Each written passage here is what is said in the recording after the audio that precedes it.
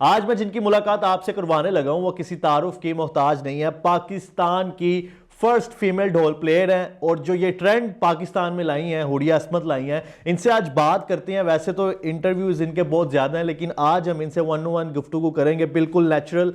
इसमें कोई चीज़ हम कट ऑफ नहीं करेंगे। जैसे एक गुफ्तगू आपस में दोस्तों की होती है वैसे हम इनसे आज बात करेंगे और जो बातें इनकी आपको नहीं पता, जो इनके चाहने वाले हैं वो आज आपको हम बताएंगे। अस्सलाम वालेकुम, कैसी हैं आप? वालेकुम सलाम। ठीक है, अल्लाह का शुक्र है, शुक्रिया आपने टाइम दिया है, बहुत पड़ा हुआ था और आज आपने फाइनली टाइम दे दिया है। सबसे पहले आप मुझे ये बताएं कि जो आपका ट्रिप वर्ल्ड टूर ही हो गया किस्म का, ये कैसा आपका रहा?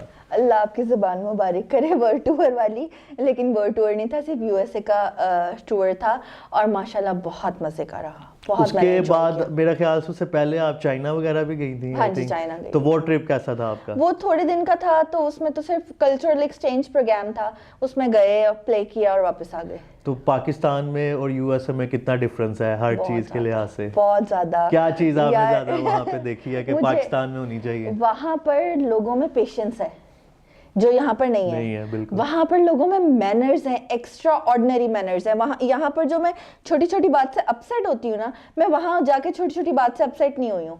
ना आपको किसी स्टोर में जाके तंगी होती है, ना किसी बैंक में जाके तंगी होती है, कहीं पर भी आप जाते हैं सब कुछ वेल मेंटेन्ड है। हमारे पास ऐसा नहीं है। तो हमें क्यों का ही नहीं पता कि क्यों कहाँ है, और हमारे अंदर सब्र ही नहीं है कि हम रुक भी सकते हैं। मतलब अच्छा, तो जब आपने पे नहीं वहाँ पे ये चीज देखी तो आप घबराई नहीं कि ये मैं किधर आ गई हूँ जहाँ पर इतना ज्यादा डिसिप्लिन है? नहीं, मुझे ऑलरेडी बहुत सारी चीजें तो पहले ही वेस्ट की पता है कि वेस्ट में क्या चल रहा होता है, और आदात भी कुछ उस तरह की है, तो मैंने इजी फील किया, लेकिन मैंने बहुत सारी चीजें वहां से लर्न की। अच्छा, ये आपका कोई इवेंट का ट्रिप था या पर्सनली वैसे ही आप आउटिंग? नहीं, मेरा ऑफिशियल ट्रिप था।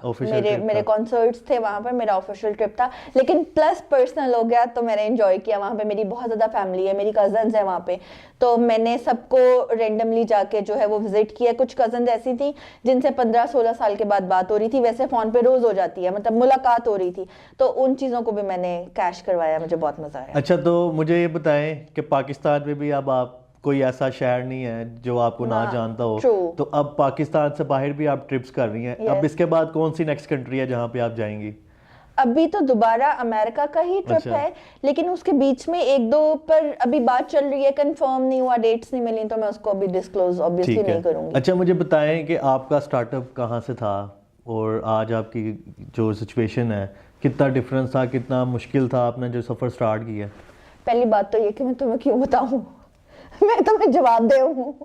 बताओ, मैं अदालत में आई हुई हूँ, मैं कोर्ट में खड़ी हूँ, मैं क्यों जवाब दूं तुम्हें? बताओ। एक दफा मैं हिल गया था कि ये इंटरव्यू के दौरान आप क्या कह रही है। नहीं, ये क्वेश्चन है ना, ये सुनना अवाम भी जानना चाहती है, जो देख रहे हैं। मुझे भी है कि मुझे भी पता हो कि कैसे आपने स्टार्ट लिया, कितना मुश्किल था, ये सारी चीजें थोड़ी सी बता दें।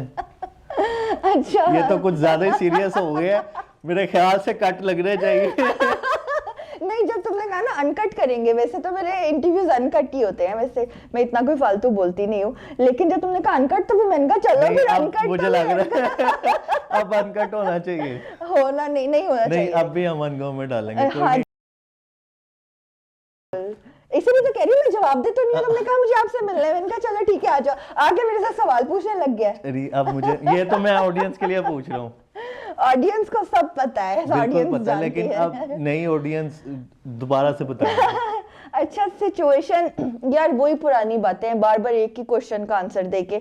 सबको मेरी सारी जर्नी गूगल पे पड़ी हुई है, और अभी जब बहुत जल्द आप लोगों को बायोपिक देखने को मिलेगी, उसमें भी आपको सब पता चल जाएगा कि क्या हुआ था और कैसे हुआ था, ढोल कैसा है। लेकिन एक बड़ी जो है ना, वो एक तो डीप स्टोरी और बड़ी ड्रामेटिक सी स्टोरी है। अच्छा, जैसे अब मैं आपसे एक और सवाल पूछने लगा।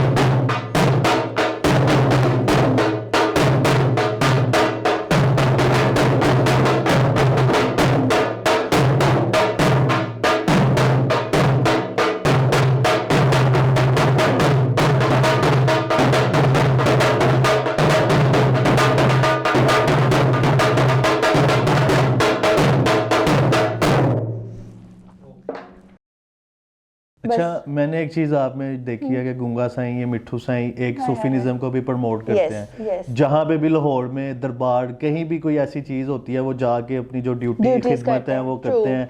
तो आपके अलावा मैंने और किसी को नहीं देखा कि वो इस तरह की कोई चीज करता है, ये क्या वजह है? यार नहीं, ऐसी बात नहीं है। जो नई लड़कियां आई हैं उनमें कुछ नाम हैं ऐसे जो, जिस तरह मैंने रिलीजियसली जाके वर्चुअल बना लिया था ड्यूटीज का, ऐसे तो मैंने नहीं लड़कियों को देखा, लेकिन मैंने देखा है मेलों पे करते हुए ड्यूटी। देखें, सबका अपना तरीका होता है, सबका मानने का तरीका अपना होता है। उस टाइम जो मैं फील करती थी या जो मैं सोचती थी कि मुझे ऐसे ही करना चाहिए जैसे मेरे टीचर्स करते थे, तो मैं उनको 1 से लेके 100 तक फुली कॉपी करती थी कि वो आज ये करें। इवन कि वो मुझसे करवाते थे, वो मुझे खुद इनवाइट करते थे, मुझे बुलाते थे, ये मेला है, ये मेला है। शुरू में मैं थोड़ा सा हेजिटेशन फील करती थी, फिर मैंने जाना शुरू कर दिया। फिर मेरे टीचर ने जो किया, गुंगा साईं जी ने आज तक जो किया वो मैंने किया। अब माशाल्लाह उनके बेटे जो हैं उन्होंने भी पूरा उनका गेटअप जैसे लोकेट गुंगा साईं पहनते थे वो भी अब पहनने लग गए हैं, तकरीबन वैसे ही उनका गेटअप हो गया। बिल्कुल, वो तो ये तो फिर जेवर है ना, ये तो फिर ढोल वाले का जेवर है। एक ढोलची का कैंठा और कड़े और अंगूठियां और सारी पैरों में पहने हुए कड़े, ये तो सारा जेवर अच्छा, है। आप इसको सूफीनिज्म कहते हैं जब दरबार पे जाके प्ले करते हैं, इसको क्या? देखिए, सूफीज्म तो आप मतलब ढोल बजाने जाके बजाने को सूफीज्म नहीं कह सकते हैं आप। सूफीज्म तो एक बहुत वास्ट एक कैनवस के ऊपर पूरा सब्जेक्ट है, अगर आप उसको स्टडी करें। हम ये स्टूडेंट्स ही आज तक यहाँ बैठे हुए हैं कि घुसे तो कभी वहां से निकल ही नहीं सके। और जो सुकून है स्पिरिचुअलिटी में, सूफीज्म में, वो और कहीं नहीं है। लेकिन ये मतलब शाख तो नहीं कह सकते, but it's a part of Sufi thing के हम वहां जाके ड्यूटी करते हैं और वहां पर हम लोग, आप समझे कि हम ट्रिब्यूट पेश करते हैं जो भी हस्ती हैं वहां पर उनको। और वैसे भी क्योंकि मैंने अपनी ड्यूटी शाहजमाल सरकार से प्ले करना शुरू की थी, तो शाहजमाल सरकार जो हैं वो खुद धमाल खेला करते थे। अगर आप उनकी हिस्ट्री पढ़ोगे ना तो उसमें वो खुद धमाल खेलते थे। तो जो खुद धमाल खेलते थे उनके पास तो ढोलची इम्पॉसिबल सी बात है। आप लाल शहबाज कलंदर की बात कर लें, आप वहां चले जाएं तो वहां इतनी बड़ी नौबत, एंटर होते ही आपको लेफ्ट साइड पे नौबतें पड़ी मिलेंगी। तो मुर्शिद लाल भी जो है वो धमाल किया करते थे। ये धमाल बेसिकली एक मातम का अंग है। 10 मील चलने को दा मील, तो वो दा मील से फिर धमाल जो है वो बन गया। तो मुर्शद सिर्फ ये सोच के 10 मील रोज चलते थे कि मेरे खानदान के साथ, मेरी फैमिली के साथ कौन से जुल्म हुए थे करबला की बैटल में। तो वो फिर जो है वो पैदल 10 मील चला करते थे, क्योंकि कोई ऐसी ऊपर की बातें हैं। अब बस छिड़ जाती हैं, क्या करें। तो मैं इसीलिए कहा था कि मैं तुम्हें जवाब दूं, क्यों सवाल पूछा था। अच्छा, मुझे एक चीज अब कह रहे ऊपर की बातें उड़ गई, गुजर गई। डीप हो रहा था ना, मैं सीरियस हो रहा था। मैं कहा मैं जरा थोड़ी ब्रेक लगा दूं। अच्छा, लास्ट ईयर आप नहीं आई थी दरबार के, पाकिस्तान में नहीं थी आप? इस दफा आपने दाता दरबार आई थिंक ड्यूटी नहीं की इस दफा आपने। तुम तो इसीलिए कह रही हूँ कि मैं जवाब दूं, तो सवाल जाके मैं पूछना चाह रहा हूँ क्योंकि उससे लास्ट ईयर आप आई थी, मैं आपके साथ ही था। नहीं, मैंने दोनों मेले मिस किए हैं। इस दफा लाल शहबाज कलंदर का मेले पे भी मैं 6 सालों में पहली दफा मैं लाल शहबाज कलंदर के मेले पे नहीं गई, ये जो अभी मेला इस साल गुजरा है। और दाता साहब के मेले पे भी मैं नहीं गई क्योंकि नहीं दाता साहब का तो नहीं, I was not in Pakistan यार। दाता साहब के मेले पे तो मैं जिस रोज अमेरिका पहुंची उस रोज मेला स्टार्ट हुआ, तो मैंने वहीं पर ही चोगा पहन के और मैंने वहीं पर ही सारी जो है अपनी चीजें पूरी कर ली थी कि मेला चल रहा है। तो ये आप अपने ढोल यहाँ से साथ लेके जाते हैं कि वहां से? नहीं, हो सकता है अपना साथ तो नहीं छोड़ सकते ना, बल्कि मुझे ऑफर थी क्योंकि वो एक वहां ढोल पड़ा हुआ है जो ऑलरेडी मैंने ही बनवा के भिजवाया था, लेकिन वो किसी और म्यूजिशियन के लिए भिजवाया था, वो वहां था। तो उन लोगों ने मुझे ऑफर की कि यार अगर आप ढोल अपना नहीं लेके आना चाहते हो तो ना लेकर। तो फिर मैंने सोचा नहीं यार, मैं जो सैर करूंगी वहां पर तो मेरी नौबत यहाँ कैसे रह सकती है, मेरे बिना तो नहीं रह सकती आप ना। तो दूरी है फिर।